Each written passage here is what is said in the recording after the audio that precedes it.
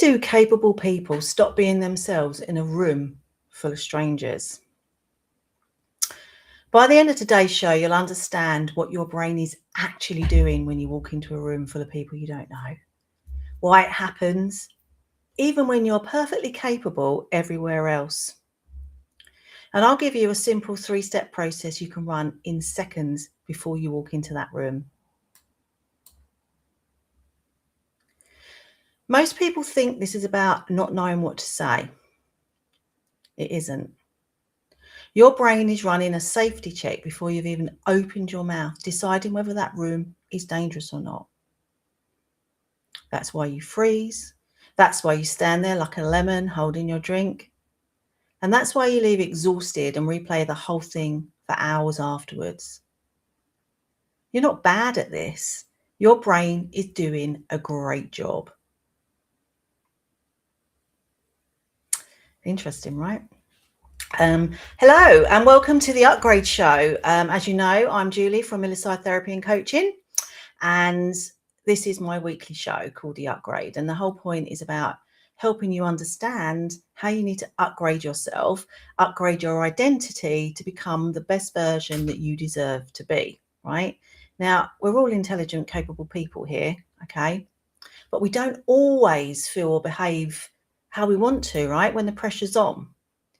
And more importantly, I want to show you ways that we can change this, because you are brilliant at what you do. People love you probably most of the time, but sometimes you think you're letting yourself down, but actually it's your subconscious programming that's kicking in and trying to protect you. But maybe that information is out of date now. Maybe it's way too old and it's not serving you anymore.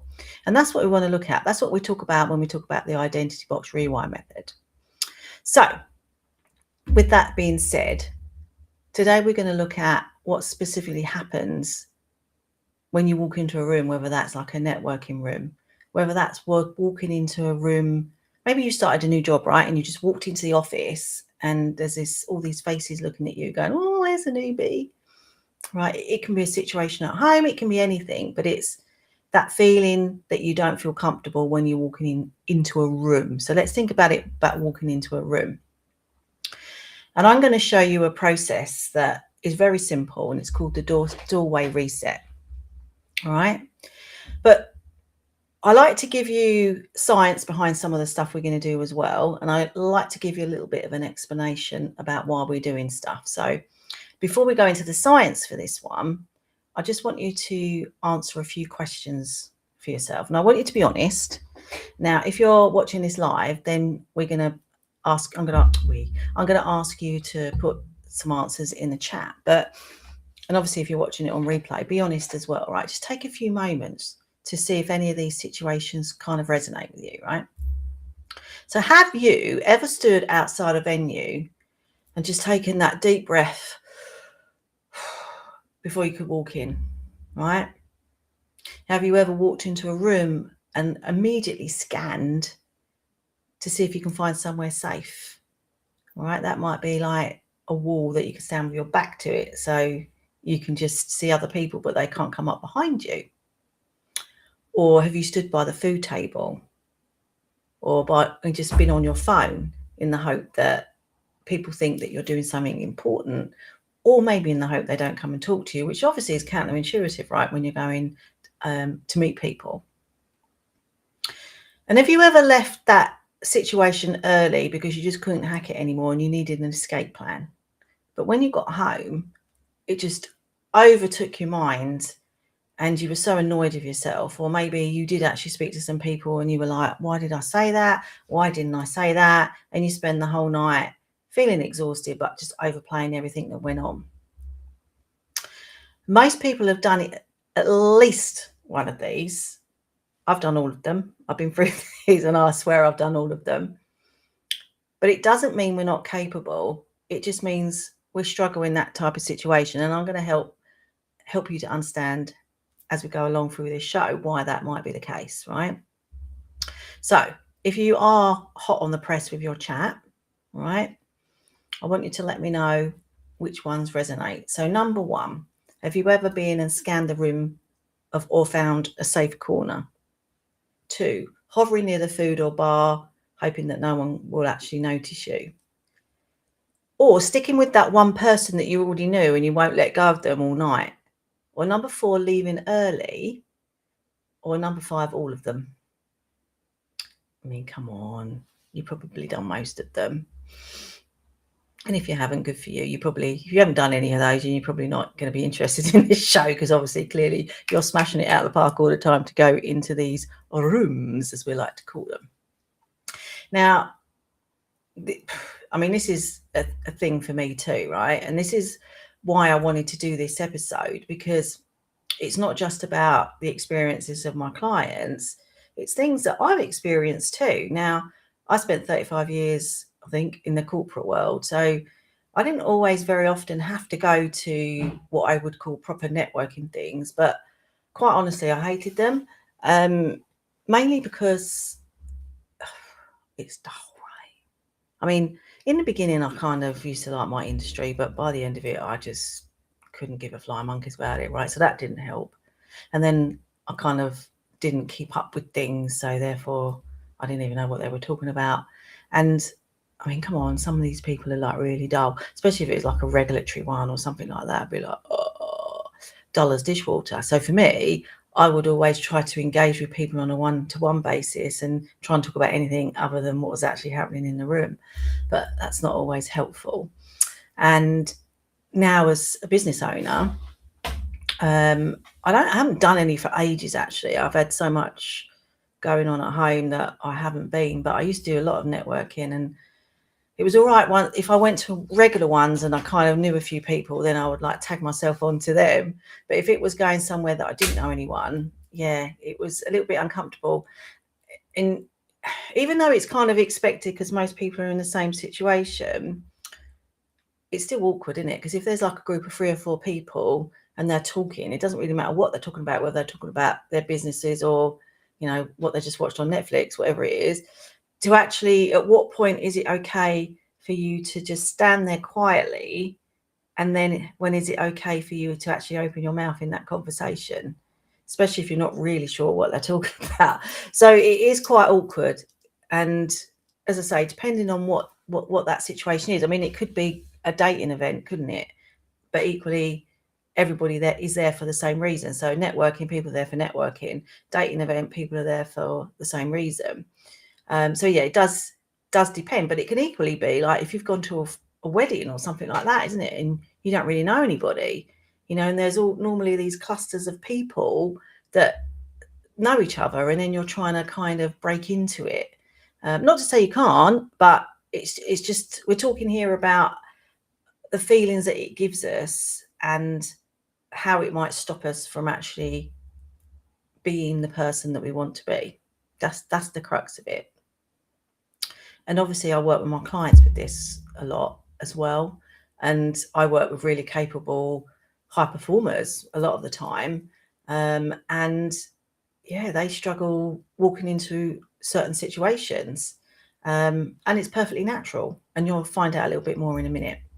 So I just want you to know that anything that I talk about on any of these shows, I'm not just taking it out from my backside. Most of the time I've lived it myself, and found ways to navigate around it, shall we say. So let's unpack a little bit of what your brain is actually doing in these situations, right? So when you're walking into one of these rooms, your brain will instantly start scanning to see what feels unfamiliar, right? And it will ask one question: am I safe here? Now, you might be thinking, well, why would my brain be asking that? Well, the fact of the matter is, it's asking that question before you've even considered whether you even want to be there, right? Your subconscious mind is already scanning that room before a conscious thought has even come into your head, like, oh God, I don't want to do this. Your brain, because remember, your brain is your whole body, it's your subconscious programming. It's already done that job for you. It's already decided it doesn't feel safe, right? It's already responded.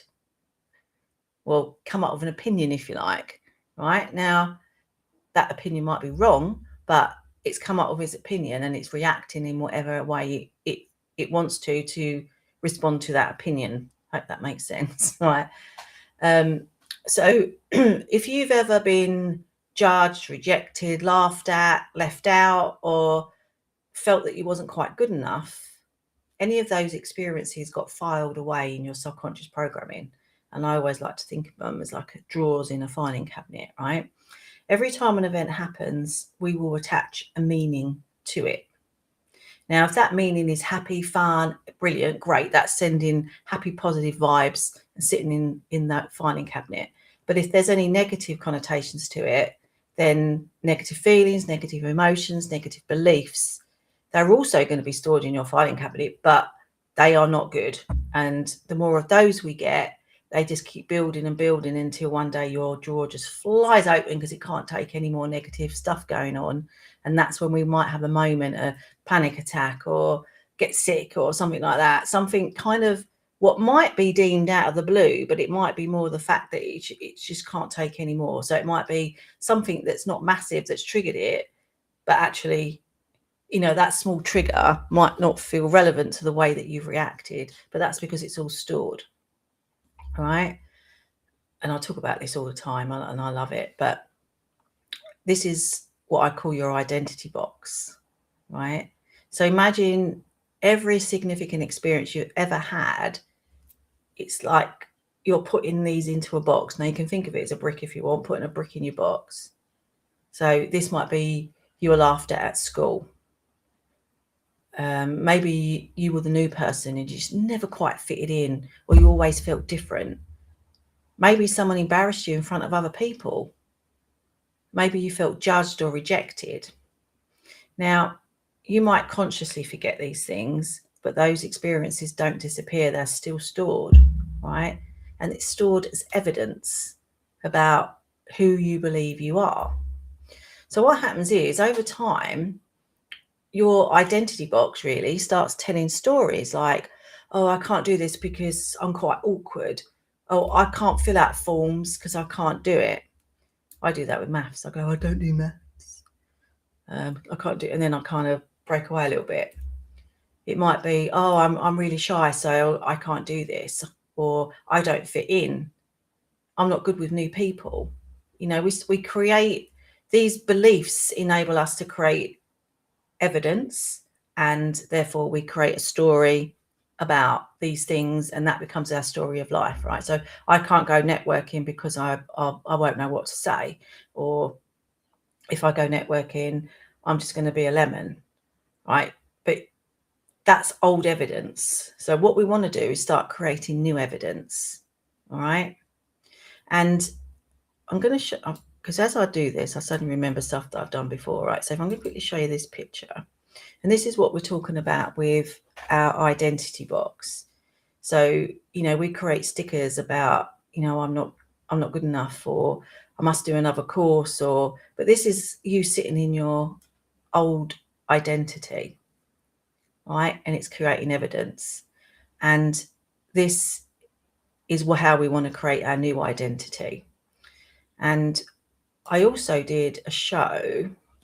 I have written that down here somewhere. I think it was episode 14. I think it was. I'll confirm it in a minute, and I'll show you the slide for that, because we do talk about, you know, some of this stuff all the time, because it's all about our identity, you know, and your brain doesn't know the difference between what's real and what's imagined. It doesn't really look at what's happening on the outside either, because it's just showing up what it knows from your filing cabinets, your subconscious programming. So when your system decides a room might not be safe, then it will move into protection mode. So your brain's only job is to protect you, and it will look for evidence to do so, right? And as I said, that might look like freezing, it might look like avoiding, talking too fast, over-explaining, agreeing with everybody when you don't really, or heading straight for that one familiar face and staying with them all day or all night, whatever the situation is. None of that is a character flaw, though, because it's protection. And it's why telling yourself just to be more confident doesn't tend to work. And just always remember this: you are trying to use conscious thought to talk down an automatic response that started before you even got there. And that's really important to remember. Your body goes for evidence, rightly or wrongly, mostly wrongly, before you've even thought about what's going on and what's happening. All right. And this is why it's so important that we upgrade that subconscious programming. See, all connects. Right. I want to show the difference between some patterns though, right? So it's not always about going into a room for networking. That's obviously an example. But it could be, like I said, your first day somewhere new, whether that's a job, whether that's school or university or any adult education, anything, right? I've walked into so many different rooms when I think about this as I'm talking out loud now. So many things that I've done, and you're walking in for the first time. And that could be a virtual room as well, right? It doesn't always have to be a physical room. Now, it could be that you're being introduced to maybe senior people that you've only ever dealt with them on email, and actually see them in the flesh and like, oof, that can be a little bit unnerving.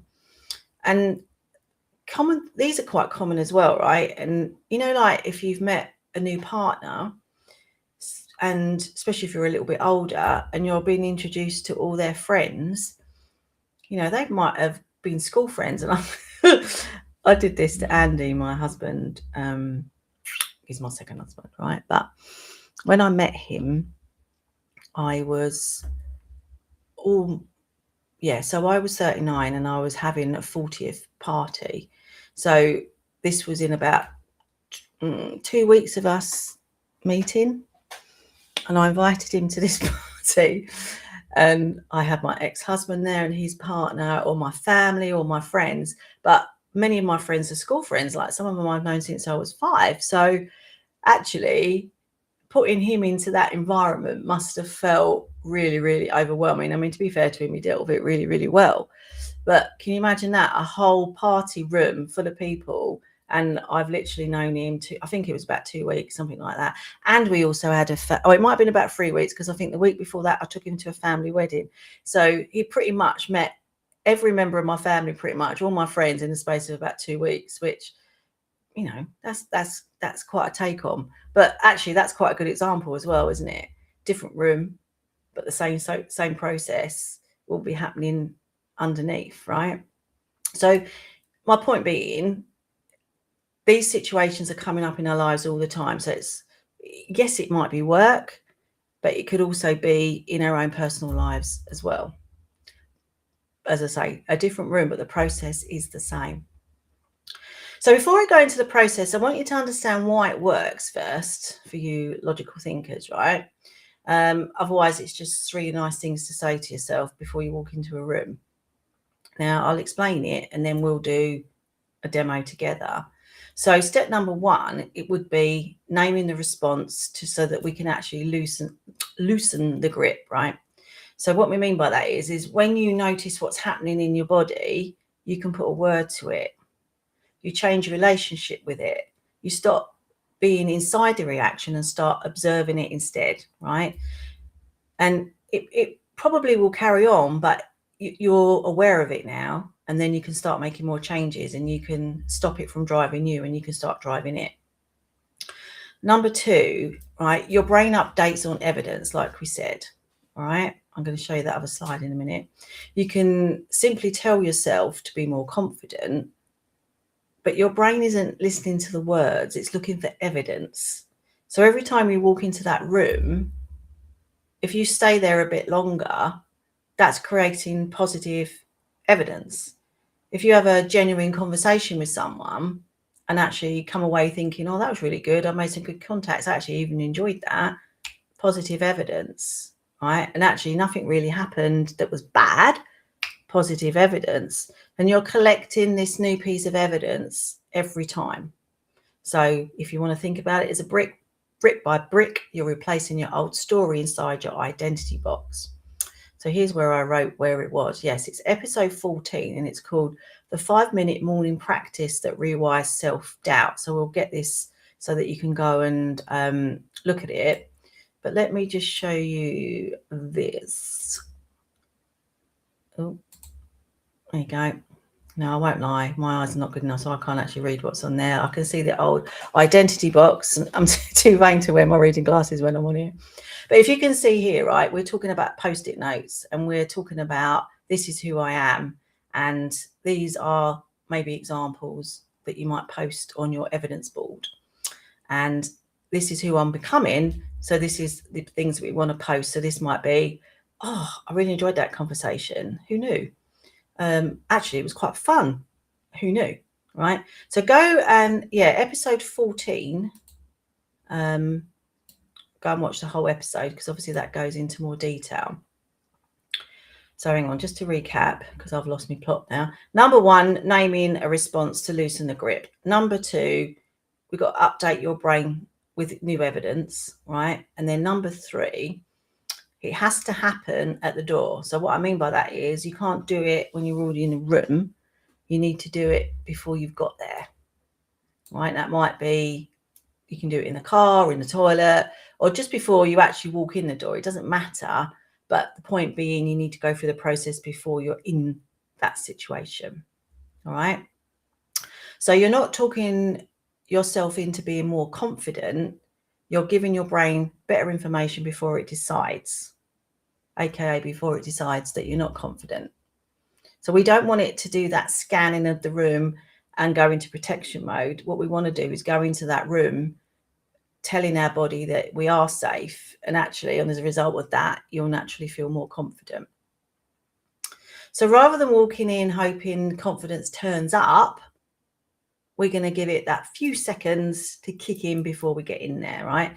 And I call this the doorway reset. 3 steps, and you can run it beforehand, all right? So the 3 steps are: catch it, name the freeze, don't fight it. Number 2, tell the truth. We're going to tell your body something like, oh, it's old data. It's not today's danger. And then the 3rd thing is we're going to give it one honest sentence, not a performance. All right. So catch it, name the freeze, don't fight it. Number 2, tell the truth, old data, not today's danger. And number 3, one real thing, one honest sentence, not performance. So that's the list of what we're going to do, but I want to do a walkthrough with you so it makes sense, because just reading stuff off just doesn't do it for me, so it probably doesn't do it for many of you either. Right, now if you are able to, I would like you to close your eyes, but obviously don't do this if you're driving or doing anything serious. Maybe save this for later or do it with your eyes open. Remember, this is all recorded, so you can go back and watch it, and it'll actually all be on podcasts as well eventually as well, so you can listen to it as well. Right, so get yourself comfortable if you are able to. All right, I want you to first of all think about a situation that you're going to be walking into, whether it's today, tomorrow, next week, next month, whenever it is. Right, what events have you got coming up? Yeah, maybe it's a wedding, maybe it's something like that. Maybe it's a situation like, for example, my son, I was lucky enough to spend some time with him in Australia recently, but he's coming back next week for a little mini trip. But I know he's gonna go to a wedding of his friends. That's the reason he's coming back. He'll know them, but I don't know how many other people he'll know, right? So how's he going to feel about walking into that room? Well, to be fair, he probably won't be bothered, but that would be like a good example, right? You've been away, you're out of the link, he's not even been in the country, so I mean, he does stay in contact with them, but you know, that's a good example. It's kind of wedding season as well, isn't it? So it doesn't always have to be a work one. So I want you just to think about this event, all right? Now I want you to picture yourself standing outside the door of this event that you're going to go into. All right. Now, I know you might never have been there before, so you might not know what it looks like. but just use your imagination. Like, if it is a wedding, what kind of venue is it? If it's a networking event, what is it in a hotel? You know, so you can get a bit of an idea, but it doesn't really matter. It's just, it can be any door, right? And what I want you to do is notice what happens in your body when you do that. What happens to your shoulders? Do they get tense? What happens to your breathing? Does that get a bit more constant, bit more manic? What happens to your stomach? Does that feel tight? Do you feel a bit sick? Whatever it is, just notice it. And that's what we're going to be working with. All right. Now what I want you to do is step 1, catch it. Name it to yourself right now. This is not my brain. Sorry, this is my brain doing its job. It's trying to keep me safe. It's not me being rubbish at this. Yeah? And step number 2, I want you to tell your brain the truth. Say this one yourself. This is old data, not today's danger. And notice you don't have to believe it completely for it to do something. And step 3, choose your one real thing. Now decide while you're sitting here, what is your one honest sentence going to be about this? Remember, it's not that you can't network well, or it's not being confident. One true sentence might be something like, oh God, I hate doing this, as you talk to the person that's giving you a name badge. But I personally would prefer you to have a positive sentence like, I love going to networking events. I love showing up in new places where I don't know anybody. It's so much fun. And that gives you a much better energy in your body. Have you got that? Good. That's the whole thing. And I want you to take one more slow, deep breath in and out, and bring your attention back into your current room, wherever that is. Yeah? So does that make sense? We're trying to visualize the situation before we go into it. Tell our brains that, no, I'm not having this. This is old data. This is not today's danger. And then we're going to come up with that statement, but I prefer it to be positive, because when you say something negative, it sends negative energy to your body. So, you know, you love being at these events. I can't think of anything more exciting. All right. I hope this makes sense. So what did you notice when you pictured yourself at that door? Just one word, and drop it in the chat for me if you're watching this live, or even if you're not watching it live. All right. Well done. And again, remember, you can watch it as many times as you like, or listen to it as many times as you like. And this is one that I've got a networking event coming up next week, and I haven't been to any for ages. And I'm going to definitely remember to do this, because if I don't, I'm going to go in there and I'm going to be the lemon standing. Well, it's not going to be a bar because it's a day one, but I'm going to be lemon standing in the corner, the one that doesn't know what to say. So I will meditate on this as well. And then I'm going to visualize myself going into this room and introducing myself, because that's been one of my things that I've always hated about networking. Listen to my language, is knowing what to say. When I was in the corporate, oh yeah, I'm Julie, I work here and I'm a project manager. Easy. What do you do? Well, I manage projects. Duh. Right? But in the world that I am now, as I've moved through my processes and tried to come up now with my own signature solution, the identity box rewrite method, it's about how do I say that in a constant way. I used to say I'm a stress and anxiety specialist, but now I'm more about building your confidence by changing your identity in the identity box rewrite method. So it's all, you know, progress. That sounded funny, isn't it? But yeah, so I just want you to understand that I don't always have all my shit together either. All right.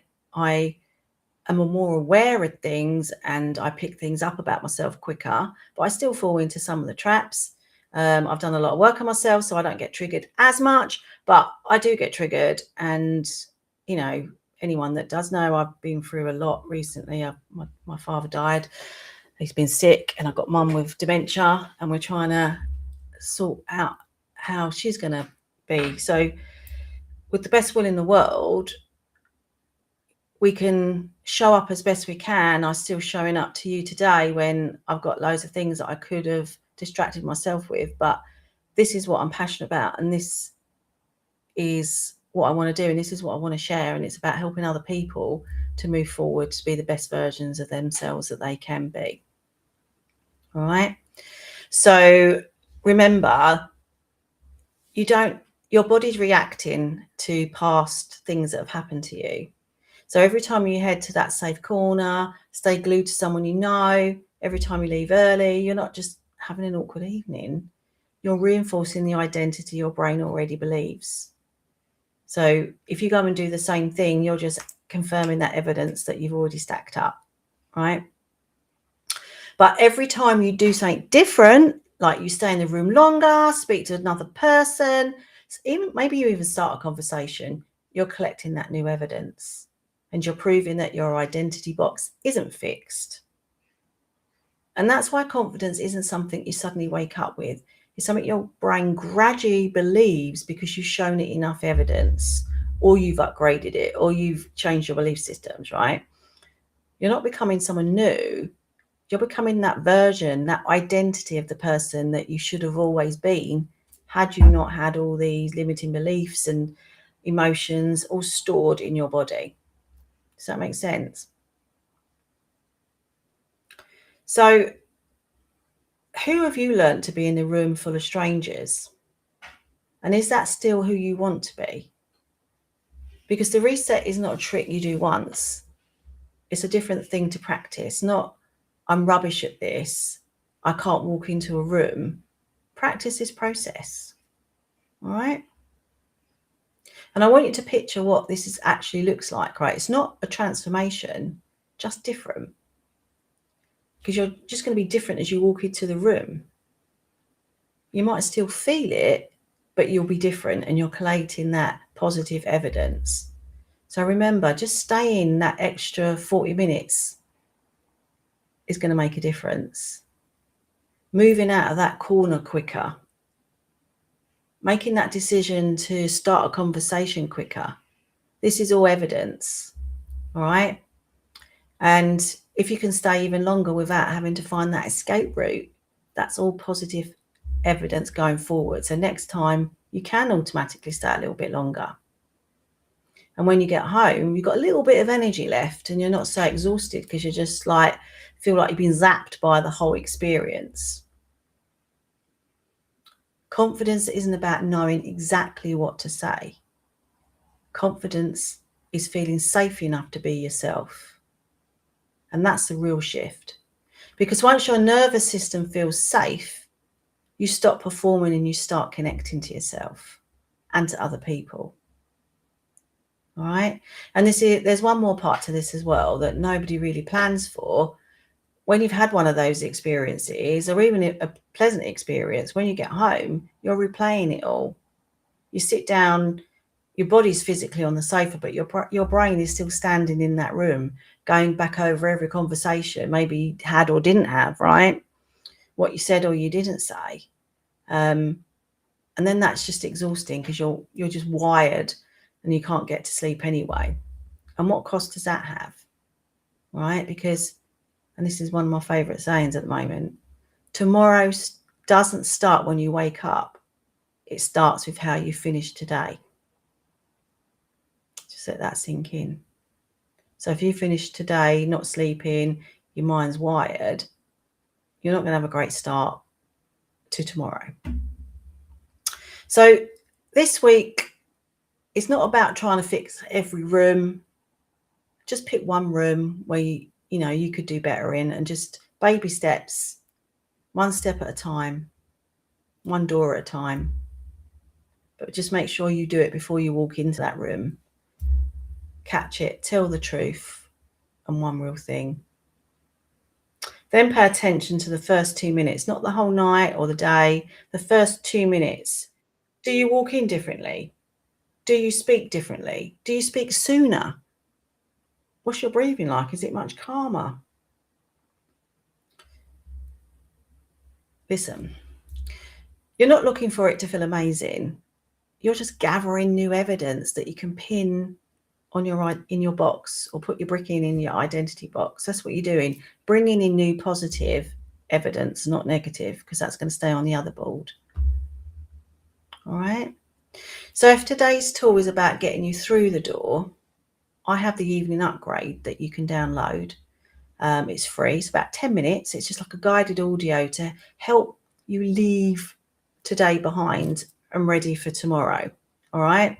So you stop the replaying of what's happened in those rooms or what's happened in that day. And it's a really lovely calming audio just to get you off to sleep at night. So when you wake up the next day, you're feeling in a better frame of mind before you've even got out of bed even. All right. So I'm just going to drop this into the chat for you. And as I said, it's totally free. With my love. Oh, it did work. I didn't think that worked then for a minute. All right. So thank you so much for joining me today. And I would love to know in the chat, what's the one room you dreaded walking into where you didn't know anybody? Just drop me a message. I haven't got anyone talking to me today, which is a shame because this is a really good topic. And remember, the room isn't dangerous. Your brain just thinks it might be. And now you have a way to show it otherwise. And every time you choose curiosity over protection, every time you collect one new piece of evidence, you're removing another brick or another post-it note from the old identity box and putting it on the new evidence box, right? And one day you'll just walk into a room and realize that you didn't need to become someone else at all. You simply gave yourself permission to be who you've always been and who you deserve to be. Anyway, thank you for watching, and I'll see you next week on the Upgrade Show, next Wednesday at 11:30. Please go into my YouTube channel and subscribe, like and share, because the more we can get this message around, the better. And I look forward to sharing the podcast version very soon as well. Thanks for watching, and I'll see you soon.